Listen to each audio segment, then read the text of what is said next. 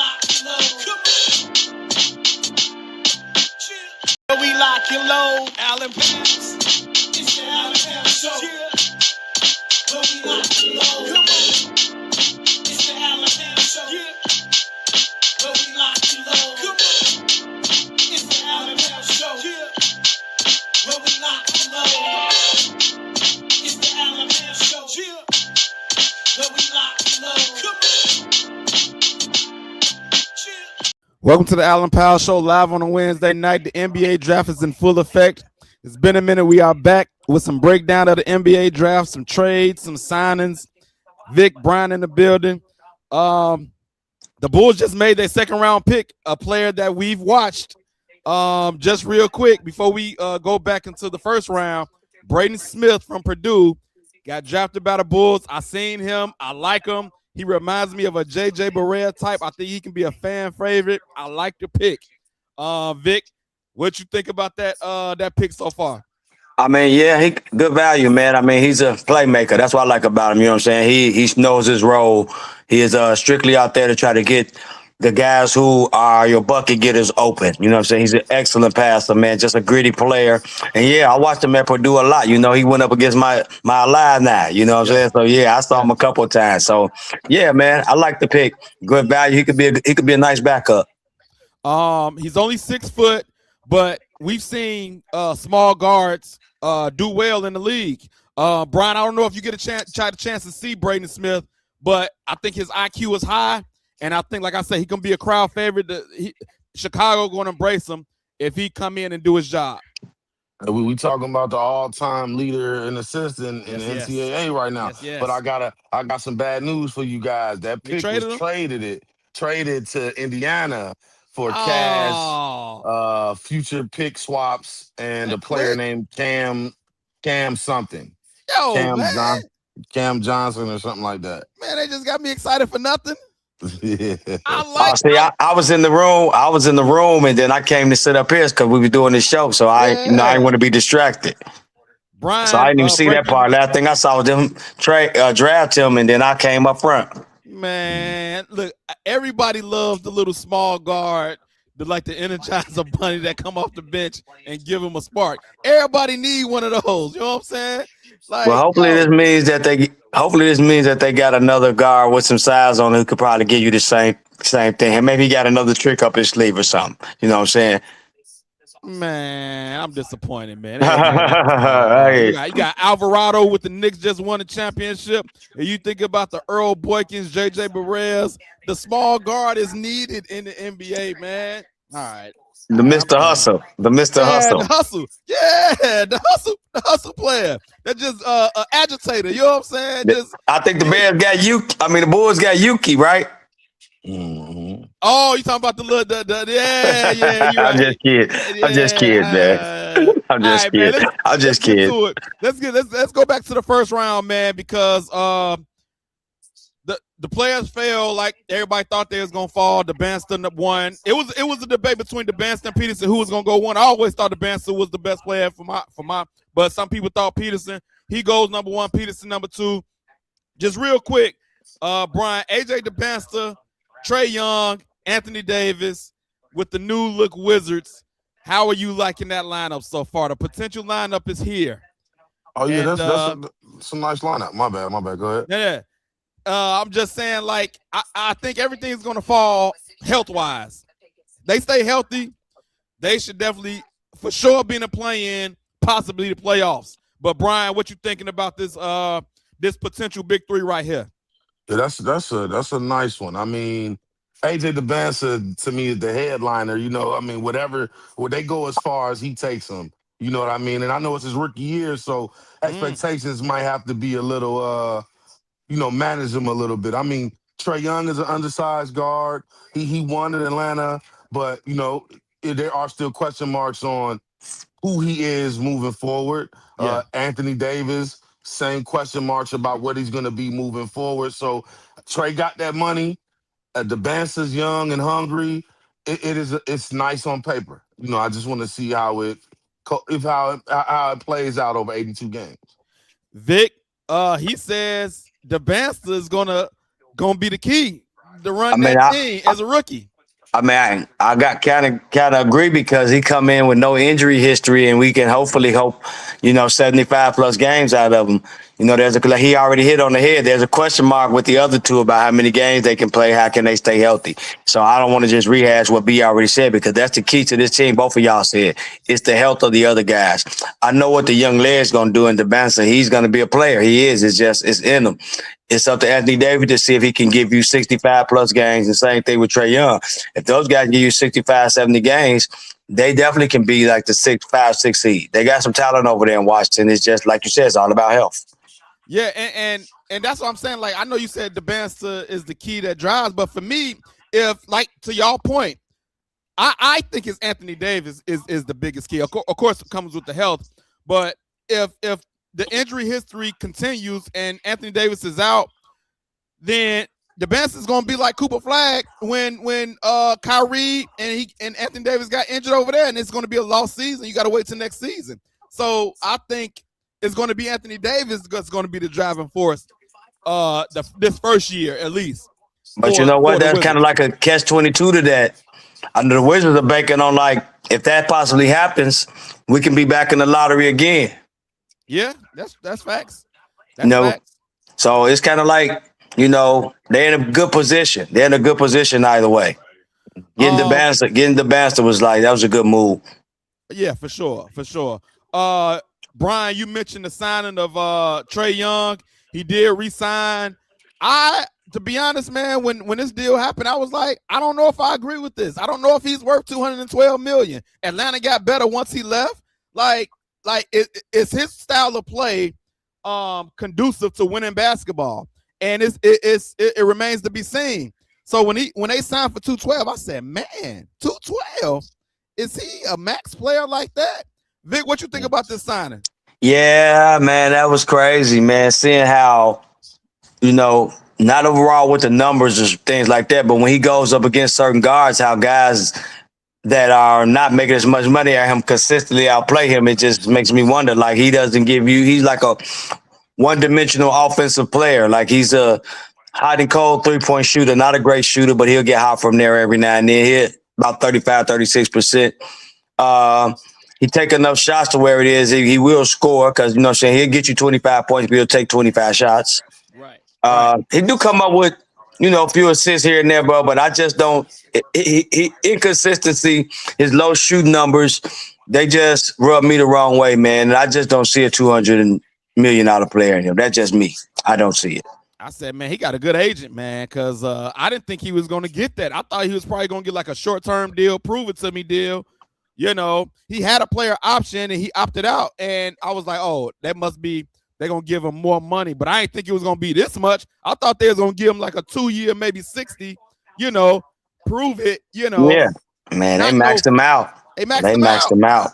They must really believe. Brian, how you feel about the deal? I think it might be more so like, man, if we let him walk out the door, I mean, where do we go from here at the point guard position? So it's like he opted out the player option. Maybe that was something that they negotiated, but if he was willing to leave, then we got to back that Brinks truck up to keep him. We already moved a couple pieces to get him. So I think it was just trying to make sure you don't lose him for nothing. Maybe hold him long enough to maybe flip him at some point down the line. It is a lot of money, but I don't know if he's earned it, but he does have the potential to make good on that investment if he improves the shooting, stays healthy. Yes. Actually starts playing downhill a little more, so that you can drive and kick, throw the lobs. You just shooting 40-foot three-pointers. You're not putting enough pressure on the defense through the course of the game, especially with AD and the Bansa running with you right now. So, but I do think it is a lot of money. But I think when you're the Wizards, starving for talent, starving for star power, sometimes you got to overpay to keep what's in the building sometimes. It might have been a desperate move, to your point. It might have been a desperate move. Like, all right, we got AD, we got the Bansa. He shouldn't have no excuses. If anything, this should be his best season. He got some horses with him now. So if he can't improve this year, then it's him. It's him. But I remember him coming out. They thought he was like a quote unquote low budget Steph Curry. You know, he was shooting deep threes and all of this stuff, but he's not efficient. Like, to your point, Vic, he's not efficient. And it was like empty calories sometimes when he was playing. He had a couple of runs when he went against the Knicks, being the villain, had a couple of moments.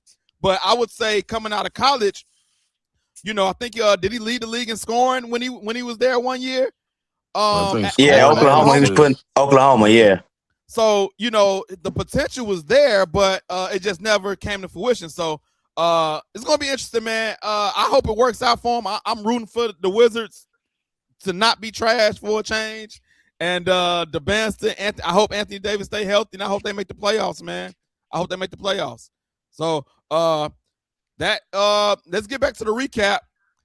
I want to go back to the recap, and then what do y'all think about the Jazz? Peterson, you put them with the young marketing, Jaren Jackson Jr. They got some young players over there. Vic, how you feeling about the Jazz with Peterson? Yeah, I was glad they went guard. Man, hopefully Peterson, whatever those health problems, and he said, you know, supplements and different things he was taking that was causing him to have like those little cramps and things like that. That's a thing of the past, because if he is healthy, I remember the kid from high school, he's special. Like, he's special. Yeah. You know what I'm saying? And if he's healthy with those forwards that they got, they can be a much improved team, man. They can be a lot better. I mean, the West is so tough, I can't even put them in the play-in. If the West so tough, I can't even put them in the play-in. I could just say they'll be an improved team. I think they got so many young players over there. If they it all depends on if the team comes together. Who the coach is? I forget who the coach is anyway. But coaching matters, in my opinion, especially with young players.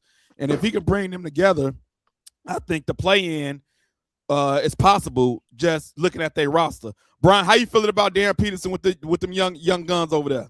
Oh man, I mean, it looks good. I mean, they got potential to be great in, you know, a few years down the line. You know, this is reminiscent of like those young OKC Thunder teams. You know what I mean? You got a lot of young stars. You're gonna have to you might have to lose one here and there, but if they can keep that young core together, I mean, the sky's the limit. Like Vic said, what Peterson was, he is special. You know, even what we saw him do in college, he looked like a polished product. You know what I mean? So to put that with Ace Bailey, Laurie Marketing, Jaren Jackson, I mean, they got some young guns. I don't know, like Vic said, how loaded the West is. I don't know what their ceiling or their floor may be, but I think people might need to, hurry up and get your rings now, because 3 to 5 years from now, those guys might be something to be feared. For sure. Going down the list, before we get to our Bulls, Brian, me and you've been talking. I wanted A-Cuff with the Bulls, but everybody's, said Caleb Wilson was going to the Bulls. But I wanted A-Cuff. I think A-Cuff have the chance to be, first of all, he got a chance to win Rookie of the Year. I'm going to put that out there right now. Playing with the Kings, I guess you still got Levine, DeRozan over there, but I just look at that squad, man. They need to get rid of them. Like, start fresh, get him the keys and let him rock. You know what I mean? But he got a chance to be Rookie of the Year and one of the top rookies out of this class. And I wanted him with the Bulls, but it didn't work out that way. But how do y'all feel about Vic? How you feel about A-Cuff, Darius A-Cuff? I liked him, bro. I like him as a player, but I wanted Caleb Wilson. I wanted the guy that they got, just because, bro, I finally want the Chicago Bulls to go back to a defensive identity. And what they are doing by drafting these 6'7", 6'8", 6'9" guys, they make it where they can switch everything. Bringing in Claxton was a good move too. We could, they're discussing on that. So that's the way they drafted after they got Claxton. So yeah, I like A-Cuff. He's got a chance to be a special talent. You know what I'm saying? Some people said that he's like a low budget version of Derrick Rose, but I don't see that, because there's no such thing as a low budget version of Derrick Rose. Like, Derrick Rose is like one of a kind. I haven't seen anybody like that. As far as like the athleticism, like A-Cuff has the quickness out of that, but Derrick Rose like literally has super athleticism, like ridiculous for his size. So I like Caleb Wilson. This is what the Bulls need. They needed size. Like, bro, we were playing Vucevic, then after him, our backup center is like 6'8". Yeah. So let's go ahead and get to the Bulls, man. They picked Caleb Wilson and Dalen Swain at the 15th pick. I'm gonna be honest, man. Like, I didn't see a lot of Caleb Wilson or Dalen Swain. Everybody's raving about these picks.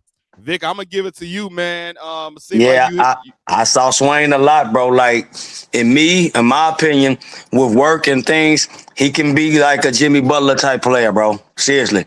He's already a defender. He's 6'7", and guess what? Right now, already coming into the league, he's 211 pounds.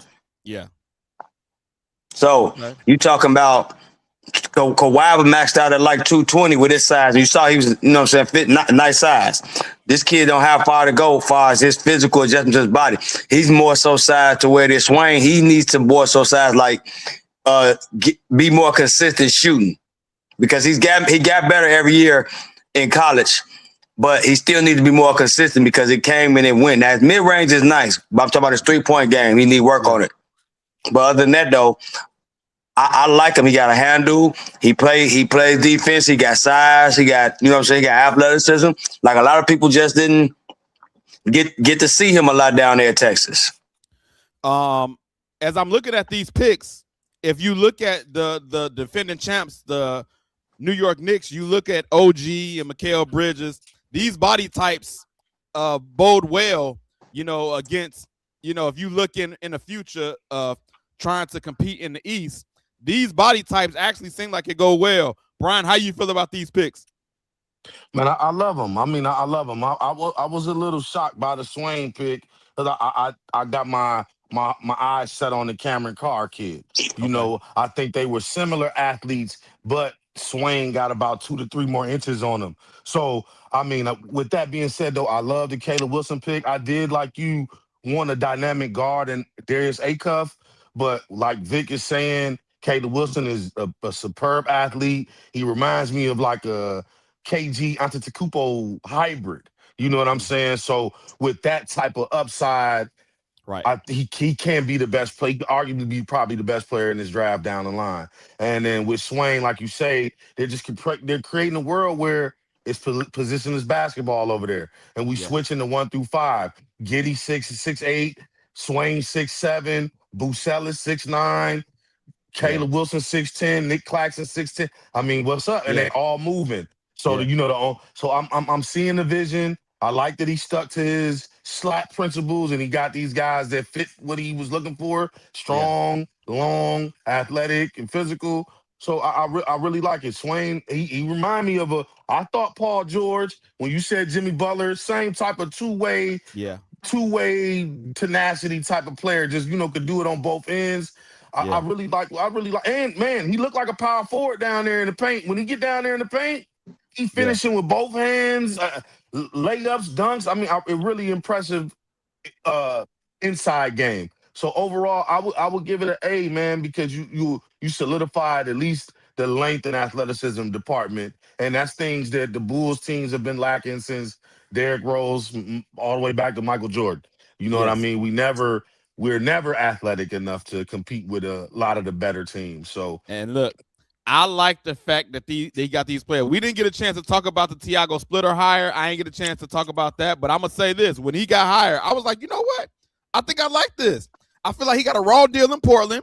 He got them boys after all the fiasco with Coach Chauncey Billups. He came in and did a good job with that team, and they didn't want to keep him. You know what? I like this hire. How do y'all feel about the hire? Yeah, I like it too, bro. I like what he did with that Portland team, bro. Not only did he get them to compete after the fiasco, he actually got them to win the play-in and actually make the playoffs, not just the play-in. They were a playoff team. Nobody expected that at the beginning of the year. You got to get a coach credit. He turned Denny Avdia into an all-star. Yep, he was out there balling. He was out there looking like, man. I'm talking about he was looking serious out there, wasn't he, bro? Like, I'm like, woo, this the guy that the Wizards thought they were getting when they drafted him. Right, and he got him to progress. And so, like, I'm looking at that like, okay, let's see what he can do, you know, with the players that we got. And I think, man, on paper, you know, we get these young bears. I think they can compete. I don't know if, you know, as far as playing in the playoffs, but I just want to see them compete on a regular basis. I want to go at least watch a game. Hey, bro, during this development process, I'm letting you know right now, they're going to be a lot of fun to watch. Yes. And that's going to keep my interest. That's going to keep my interest right there because they're going to be fun to watch. The development. Like, I'm not looking, I'm saying to you, say, I'm not looking for playing in any of that right now. I'm not. I'm being realistic. Now, if it happens, cool. But I'm not looking for that. What I am looking for is just further development of guys like Josh Giddey, Monitor Buzelis, bringing in Caleb, letting him learn the NBA game, letting Swain learn the NBA game, like development, like developing these young guys. Like, man, Modest is 21, Josh Giddey's 23, Caleb Wilson is 20, Swain is 21. Like, you got a nice young nucleus, bro. Nice young nucleus. And what saddens me just a little bit is rest in peace to Stacey King. He would have loved to see these young Bulls, man. Slamma Jamma, baby. Yeah, man. He would enjoy watching these young Bulls and all of that. And he's not going to be able to see it. Brian, what you think about the hire of Tiago Splitter? Man, I love it. I mean, you get somebody with some coaching experience, some playing experience, a champion, a Popovich disciple. Yeah, you know what I mean. So you know, and you 6'10", man. Ain't none of that punking the coach stuff. Ain't you know you might fall in line when your coach is bigger than you. So you know, I like it, man. I just like it all the way across the board, man. And you draft a young big who can learn from your coach, who is a former big in the league. And For so, sure. you know, this is this goes hand in hand. Great hire, great draft. You know, they doing good things in Chicago right now. But I like the hire, man. I like the hire. I can't wait to see them. I'm gonna want to go to a game. I'm gonna try to make it to a game. For sure. The young Bulls. Definitely. Man. For sure. Let's get to some signings real quick, man. Matter of fact, no, let's get to the trade first. The Giannis trade. Giannis traded to the Heat. It was between Boston and Miami. Pat Riley pulls it off again. But I'm looking at the team, and the question is what they're going to put around him. You got Bam. I mean, Norman Powell is a unrestricted free agent. They got to figure out what they go. They got Wiggins over there. But I look at the guard play. You know, you had to get rid of Hero to get Giannis. You had to give away Jaquez. And so the guard play, I know they got what's his name? Damian. I forget his name, Mitchell. Damian Mitchell or Davion Mitchell. But the guard play is what I'm worried about. But Brian, Giannis to the Heat, what you think this does for the Heat? I mean, it makes them tougher for sure. I mean, and when you say the guard play, you got to think what Giannis was with J. Kidd. You know, he's able to play point forward and facilitate and bring that ball up the court, and just like Bam. So you might got a scenario where you just need some guys who can spot up and shoot that thing. You know, you might not really need the guard play that you might think when you got two bigs that can handle the rock, and you could probably run the offense through them exclusively. So, but I like the trade for both teams. I think Milwaukee came up. They got a freak of nature in the Ware kid from Miami. He's like a baby Wemby. You know, they got Hero. I mean, I think it was a win-win for both teams. You know, but Miami definitely got the freak. So I'm gonna make them the winners of this trade. Vic, how you feeling about Giannis to the Heat? What does that put them in the East? Man, I don't know, bro. I'm with you. I need to see some guard play. I get that Giannis and Bam both can be the facilitators, but you don't want to wear them down doing that. Like you need you need some guard play, bro. Like you need you need at the point sometime you're gonna need a dynamic guard to make a play for you. This is just the way the NBA is nowadays. Just the way it's trending. Now, he don't have to be dominant all the time like a Jalen Brunson. But at the end of the game, much as I love Giannis, I don't want him with the rock in his hand having to go to the free throw line. You understand what I'm saying? I don't want that. Now, Bam is different. But I'm with you. They're gonna need guard play, bro. They are going to they got to fill that roster out around them. Like, 'cause they gave up all the guards and the small forwards. Like, they wings are, basically non-consistent. And Wiggins is a free agent too. Wiggins is a free agent too. So they got to figure out if they want to bring him back. He's not down there right now either. So that's what I'm saying. They got to fill out that roster around him. Like, him and Bam are good. You know what I'm saying? That's a nice start, but I don't know. It's just them two against the Knicks, the way they constructed right now, and a healthy Celtics team, if they don't get rid of Jaylen Brown or what they able to do, I still don't see them being better than those teams. And what are we going to get from Detroit? They're going to be good again next year too. You understand what I'm saying? So I depending on what they put around them, bro. Like they put the right thing around them, I could see them being like one of the top 4 teams in the East. They'll be in the top 4. And it reminds me of the Houston Rockets. We seen with them not having a point guard did. They struggled. I know Giannis and Bam can bring it up the court, but sometimes you need someone. It's like an extension of the head coach as the point guard. And so, without Fred VanVleet, like it was many times where they couldn't. We saw a game they lost. They had no business losing because they didn't have a point guard to run the team. Yeah, they had the lead and they couldn't even. They kept turning the rock over. They had nobody to really handle the ball against the Lakers. Yeah. Was that in the playoffs? Mm-hmm. Terrible. Oh man, it was terrible. But yeah, I think they need. Now I'm still waiting on a Ja Morant shoe to drop. Like we know, like we haven't heard nothing from over there. He was, they talked about trading him for a while. I thought he was probably going to get traded before the draft too, but he didn't. And so I'm waiting for that shoe to drop. So I mean, if he can, if the Miami Heat can somehow pull that off, but I think the contract is too big. But Ja still, I don't see him. Is they going to let him play with Memphis? Because I thought the relationship was so bad. Like, he had to go. Yeah, I don't think the Heat would have the assets to give him because they had to. They already had traded away their first round picks for like 27, 28, and 29. So they had to give Milwaukee a 30 and a 31 in this trade. So I don't know about them being able to acquire Ja. But it's Ja's relationship with Memphis, bro. I don't understand why he ain't been traded, but I can understand one reason why. Other teams are probably gunshot right now about giving up what Memphis probably still wants some strong demands. Other teams like, man, he come with so much turmoil and so much baggage. Absolutely. Like we gotta wait and see. Mm-hmm. Absolutely. We got YouTube checking in. Says salute everybody. Thank you for checking in. Make sure you subscribe to the page if you're not already. Appreciate you checking in. Let's get Austin Reeves signs with the Lakers for 185. Yeah. 185. 185. So I don't think he was worth it, in my opinion. He's a liability on defense. I know he had a big season. Did he make the All-Star team this year, I think? But like he's a liability on defense. And I've said this, and this is the reason why I like what the Bulls did.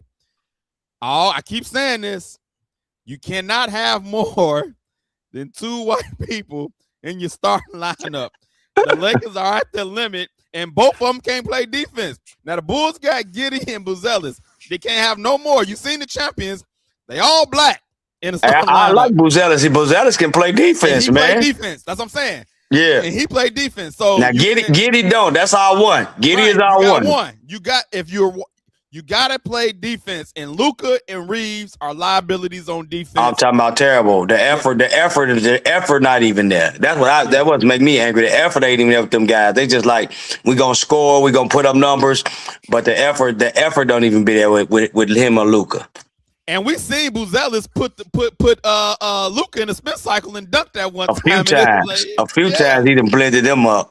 Luka gonna be there, but they did not have to do this. But they said they were scared Detroit was coming in, was about to make him an offer. I thought that would have been a good fit in Detroit for Austin Reeves. He ain't got to play a lot of defense because he got backup. With Durant, Cade plays good defense. So if the rest of your team plays defense, great. But that ain't it. But Brian, how you feel about the Lakers re-signing Austin Reeves? I mean, it's cool. I mean, they keeping their talent. They probably gonna lose LeBron, but it doesn't wow me. You know what I mean? Like you say, they don't play D. He's a scorer. Him and Luka gonna put up some points, but they better get some more out of Marcus Smart and some more 3-and-D guys around them because it's gonna be some turnstiles out there. That everybody gonna give up 120. They might score 115, but they're gonna give up 120. I think that this signing means they're going to have to run it back basically with the same team. I think LeBron's going to come back. He's going to come back to L.A. They're going to give him, 1 year, probably $50 million. They're going to basically run it back with the same squad. The only other team we see him going to is Cleveland, back to Cleveland if he does that. But I look at LeBron. We know he wants to do a whole retirement tour. He's in LA, make a whole documentary about it. He can also do that in Cleveland, but Hey, LA is what did LeBron go to Milwaukee on a bogus deal? I mean, I'm sorry, Miami on a $25-30 million deal and play the point guard position. I don't think it's a possibility. Now, here's the thing about that. He can facilitate still at his age. Say what we want to about LeBron. I'm not the biggest fan, but guess what? He would definitely be a fit with those guys. He won't have to play D with Bam. What's his name? Like, literally, all he would have to do is facilitate. I don't want that to happen. I don't want that to happen at all. But I just was thinking of scenarios like that earlier. I'm like, damn. I'm like, what if LeBron go over there on the mid-level just like, but he's got all the money in the world. What if he just want to go over there and try to win another ring? I was thinking about that. I'm like, damn, that'd be crazy. Do you think he want the retirement tour documentary or a ring more? Because I think it's close. I don't think it's a landslide as far as another ring. I think it's a documentary, but the ring come with it. He'll be cool. But it's definitely a documentary, bro. He wants everybody to see how great he been over this crime and give him his flowers. He wants his flowers, bro. He definitely want it. All right. Well, where is he going to go, Brian? Where do you think LeBron going to play next year? Man, well, Lakers probably got the first option at bringing him back, but Cleveland will be the only thing that makes the most sense. Him in Miami, that'll be dope, but can't none of them guys shoot. So now it might be a little like they clog that paint up. LeBron got a little better from three. He got a little better from three. He got a little better, but yeah, I mean, maybe Cleveland. Hey, maybe he come over here and run the point for us, man. You know what I'm saying? He ain't coming with no these young guys over here. But I definitely think it would probably make more sense for him to just stay in LA. Him sign. He always wanted to be the highest paid athlete. So you taking a pay cut probably don't bode well for that. Go ahead and get the max wherever you can. Hopefully in LA. Run it back. That makes the most sense. See, listen, there's some young teams that are up and coming that could use him, but he ain't gonna want to go play with those guys. Like he would be a fit in Charlotte. Like y'all said, he would be a nice fit in Charlotte. They up and coming, they got better. He could play in Atlanta if he wanted to go there.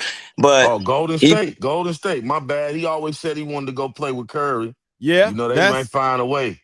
Trade Jimmy to LA or something. Trade Draymond. Yeah, hey, the white boys ain't got no defense. Well, Draymond and LeBron straight. Draymond got the player.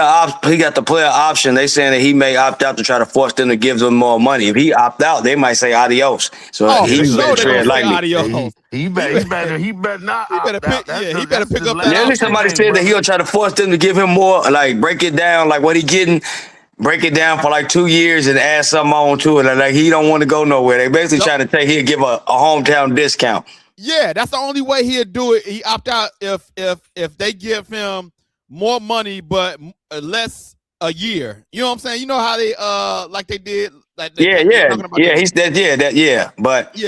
he'll be a nice fit in Golden State, bro. Like literally, I have no idea, but I think the Lakers are done with him, bro. With all the turmoil towards the end of the year and all that, like everybody just saying like, I think he might be done with LA. That's just me.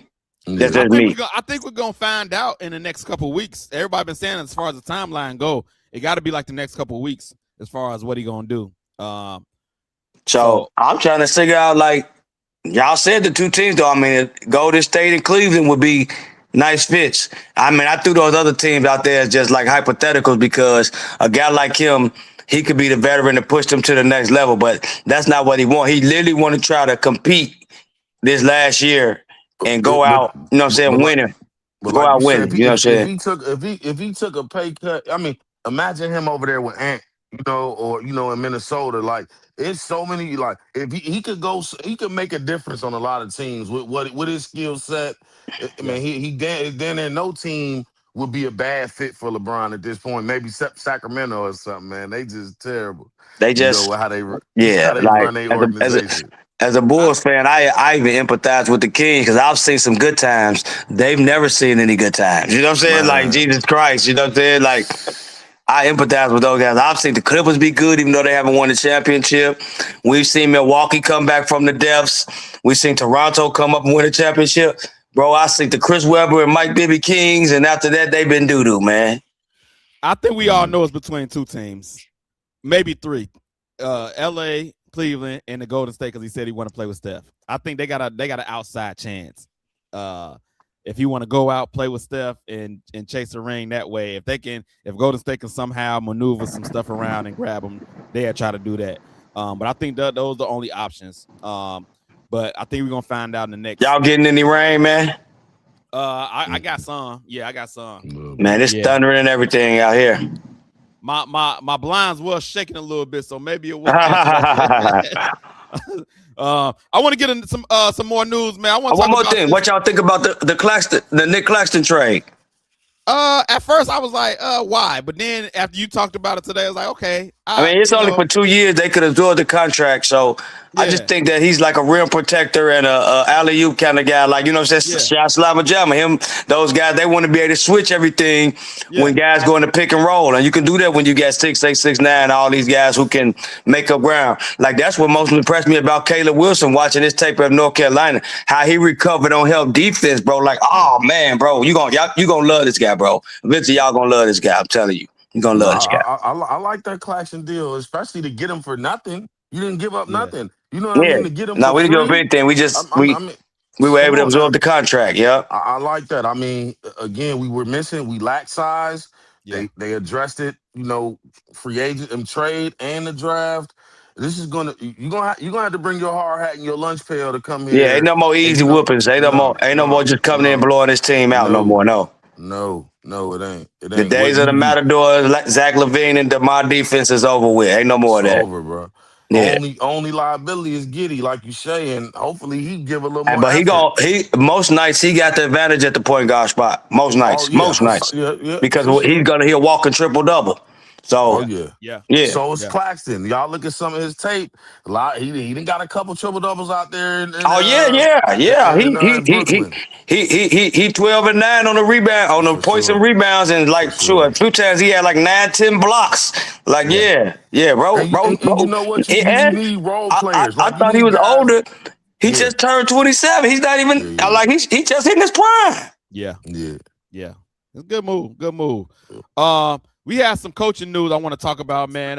Michael Nori, the assistant, assistant from the Timberwolves, got hired by the Trailblazers, but only on a 1-year deal. We've really rarely ever seen this. It's a multi-year deal, but it's incentives. It's only one guaranteed deal, 1 year guaranteed. And so after 1 year, they can, if they want to, they can move on.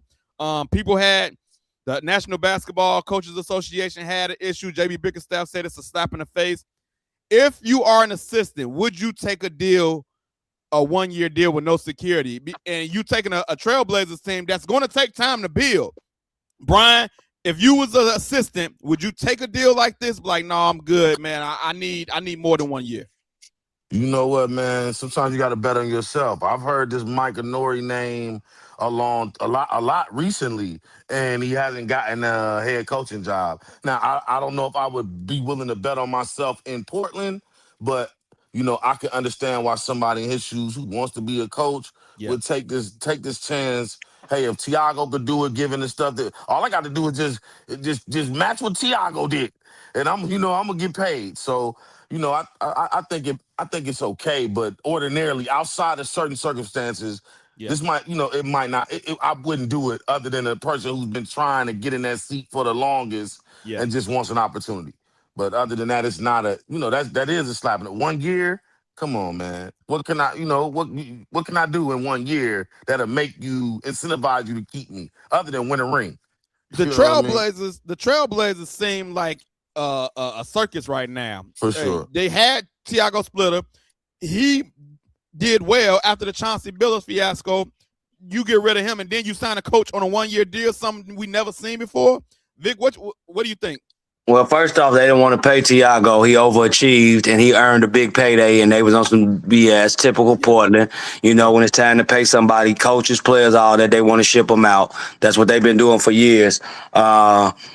If I was Nori, bro, I wouldn't want no parts of that, bro. Like, not saying that I'm too good for a 1-year deal and thing like that, but, bro, I work hard at this profession, and I've never seen the coach get hired less than a 3-year deal. You know what I'm saying? The Bulls gave Fred Hoiberg a 3-year deal with no coaching experience whatsoever, at least 3 years. This guy's been assistant coach at the NBA level and all kind of stuff. You know what I'm saying? So, yeah, that was like a slap in the face, but I understand. I would put myself in this position. I would understand why he did it, because you never know. He may never get an opportunity like this again. Like, you know what I'm saying? Nothing is guaranteed in that way. So here's the opportunity for him to go out and prove to himself, not only to the Portland Trailblazers, but to the entire league, because he can go and tell them, like, nah, you know what, guess what? I don't want to re-up with y'all. There's some other team calling, you know what I'm saying, a better situation for me. So like you said, you to your advantage. You worked all this hard. You put in all this work to be a coach at your craft. Go out there and show them how good you are, and then get your money. Yeah, man. I see both of y'all points. I'm like you too, Vic, though. Like, yo, man. Yeah, I wouldn't have, me personally, This is Portland. I know what I'm walking into. I'm walking into a young squad. So I know it's going to take some time to implement my system, get used to the players. We all growing together, and I only got a 1-year deal.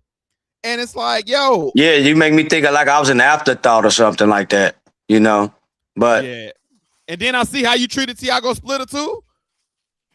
Like, but look though, this is what I heard though recently about that Portland dude. Not to say y'all absolutely right. You know what I'm saying? For real. The owner, it's a new owner over there. He owns who won the NHL championship this year? Las Vegas? Whoever won the NHL championship, he owned that team too. He owned that team. Okay. And the coach that he got over there was like a former player, and this is kind of how he do him. And because he was like a former player of whatever team it is, he kind of keep taking like hometown discounts every year. And I think he just trying to do the same thing with the NBA team. You know what I mean? But not saying that it's the right thing. But that's something I heard during my little Tiago Splitter little rabbit hole I went down. You know what I'm saying? Okay. But you know, not making an excuse, but it's like he might be trying to change the way things are because of the success he might have had with treating the coach in the NHL like this. You know, maybe you know, you might work a little harder when that thing ain't guaranteed. You know, how bad you want it. You know, who knows? But this might set a bad precedent for young coaches coming up too. Now that I think about it, like, dang, you trying to give me the Mike Norrie deal? Michael Norrie deal? That ain't, it's gonna be called that now. The Michael Norrie deal. Hey, y'all, I didn't never get y'all thoughts about the Knicks winning the championship. We've been on a little hiatus. Vic, me and you, we picked the Knicks. Ralph, I should have got him back on. We picked the Spurs. We picked the Spurs. He picked the Knicks, and of course he gave me a text message like, I picked right again. Yeah, he was right again. But we seen the shenanigans, bro. How the Spurs up every game double digits and lose, especially the 29-point.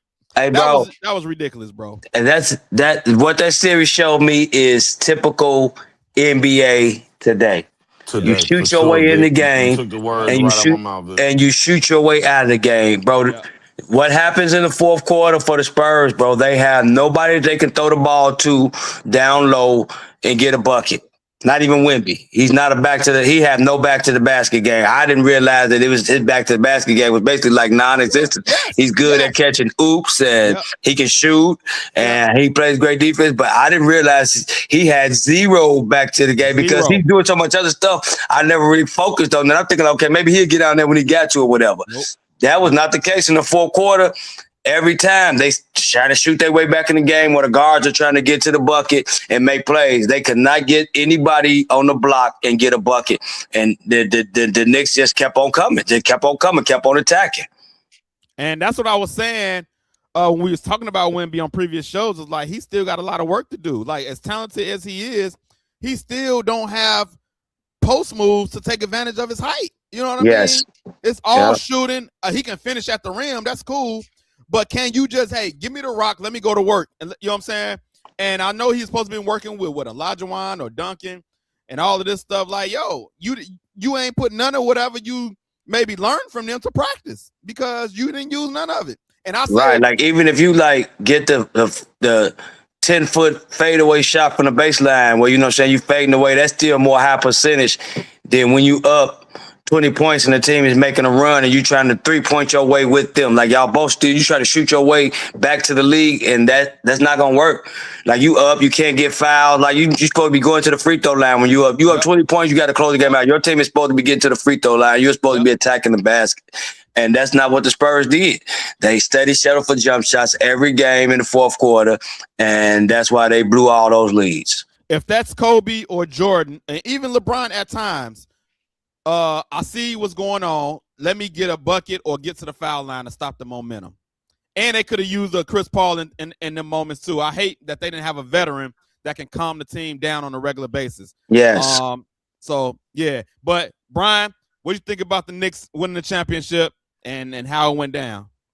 Man, I mean, you guys talked about Wemby a lot, and I wanted to just say he just lacked. I think he lacked the strength to even put his back on anybody. He really is like he really plays like a guard. You know what I mean? Until you throw the ball up, or he get around the rim, but it's not with he can't get into those positions with his back turned at all. These men, and it also showed me the difference in grown men's strength and these young boys. The New York, like these 5, 6, 7, 8-year veterans, wives, kids, mortgages, it's a little different. And, they were relentless at attacking that rim. The only people, Brunson just kept pressure on that rim. And, it was nothing that they had no answer for that heart, that tenacity that New York, they just didn't back down. They didn't look scared. And like Vic said, in this day at NBA, when they shooting this many threes, Yeah. You could get out to a big lead, but you could walk it down on the other end. Yes. As long as you're efficient and effective.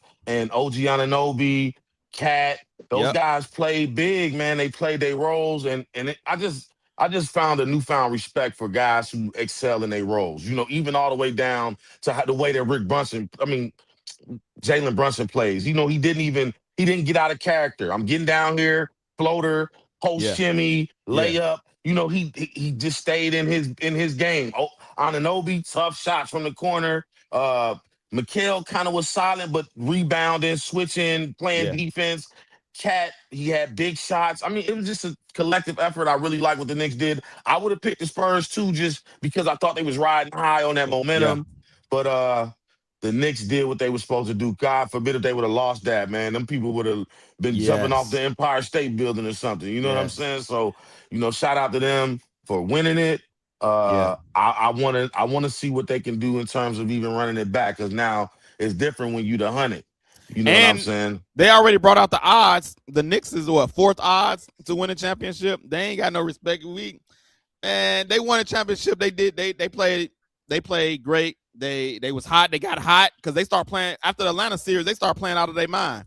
But San Antonio A's showed up, and I never seen so many in today's league, so many big leads just fade away. And that's because of IQ, in my opinion. IQ, coaching, lack of point guard, all of that stuff. Like, and just the mentalities of a Jordan and Kobe, to say, hey, nah, we not doing this. I'm about to shut this down. I'm gonna get us a basket. I'm gonna get to the foul line. I'm gonna do something. But yeah, it showed. But kudos to the Knicks. They did it.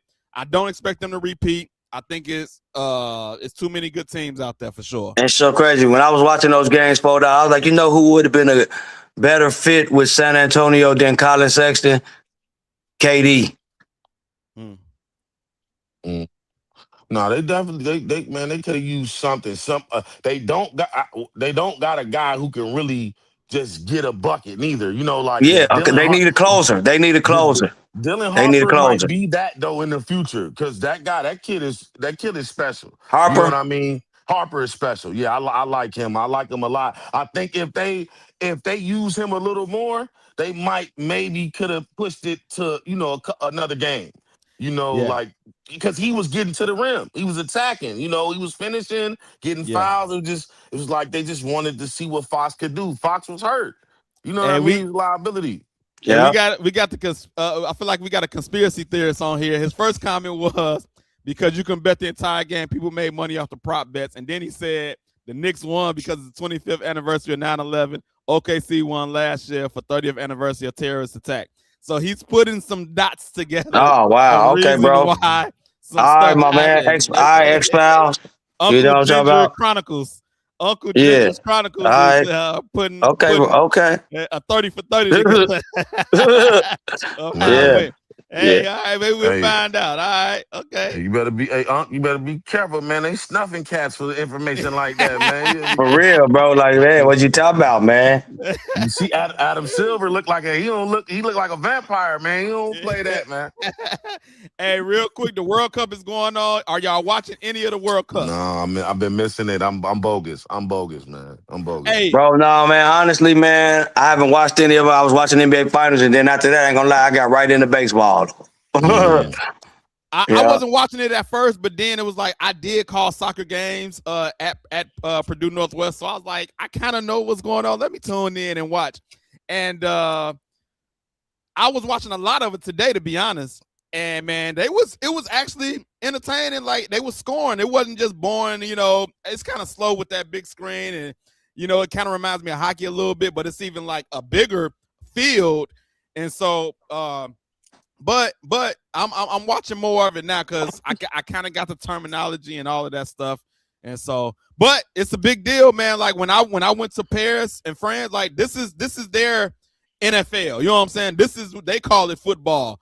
You know, this is their football. And so the World Cup is a big deal in other countries and things of that nature. So it is something for sure.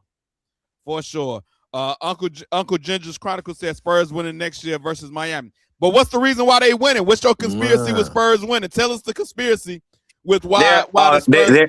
They're a year more experienced, you know. Hold on, wait. We got to find out what happened in San Antonio 25, 30 years ago. What happened around that time? Waco, Texas, bonds, man.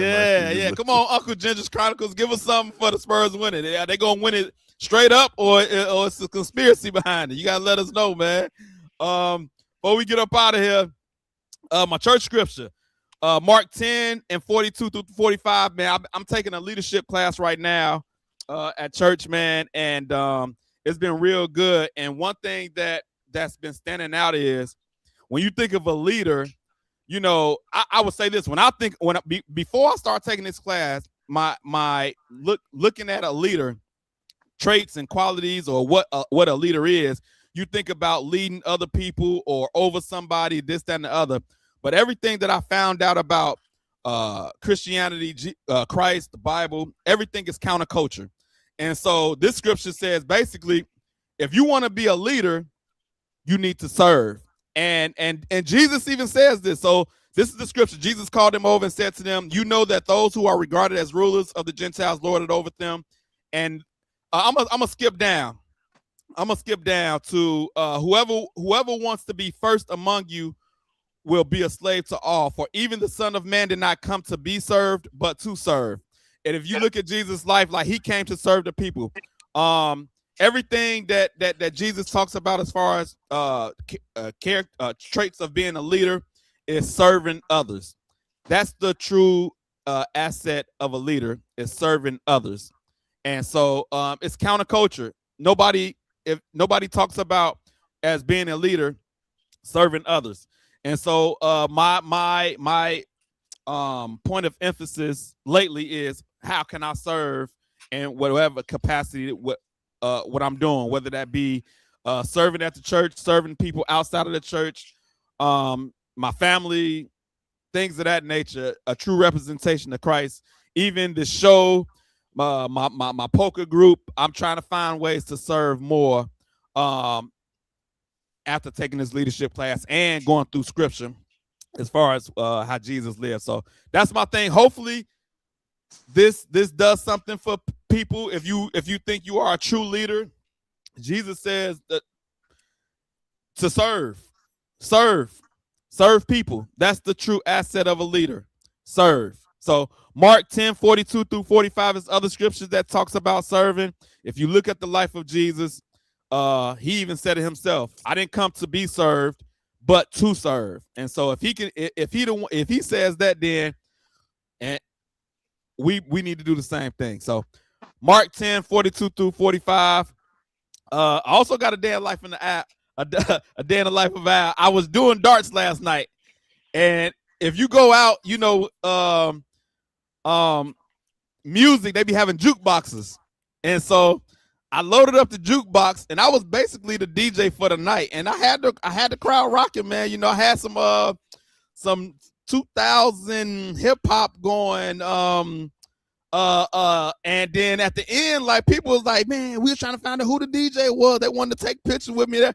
Low key, I want to do some DJing. I'm working on my equipment. But my question to y'all is, if you was a DJ, what is one song that you know for sure gonna get the crowd rocking? Brian, what you got for me, brother? What's one song that's gonna get the crowd rocking for sure?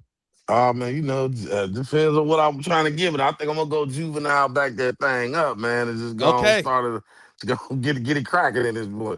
That did play. It wasn't on when I was controlling the music, but somebody did play that. So that is definitely one that gets everybody going. Vic, what you got for me?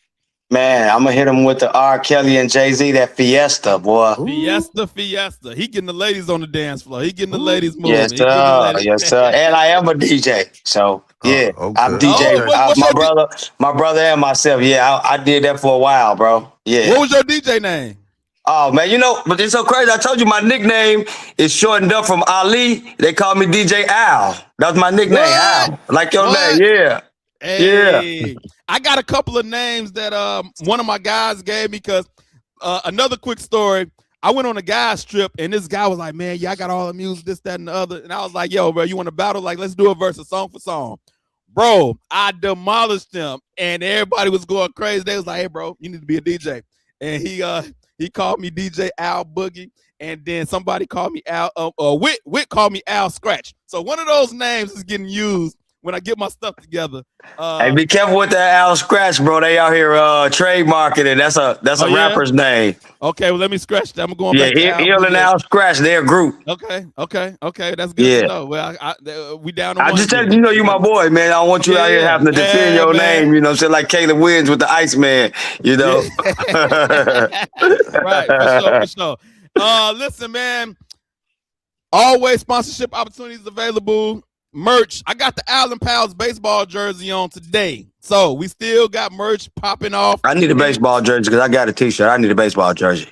Yes. I got one more song for you too, Al. That Meek Mills. That Meek Mills with the intro. I can't remember the Dreams and Nightmares. That's a classic. There we go. That's a classic. That's a classic. That's the one right there. That's a classic. Yeah. Okay. When I put up in that Aston Martin, y'all. Yeah. Hey, boy, you about to get me spazzing out. Yeah, that's a good one there. That's a good one there. Big Ready, you got to use. Yeah, you got. Hey, bro. I mean, he bringing DJ Al back out of retirement. Yes, sir.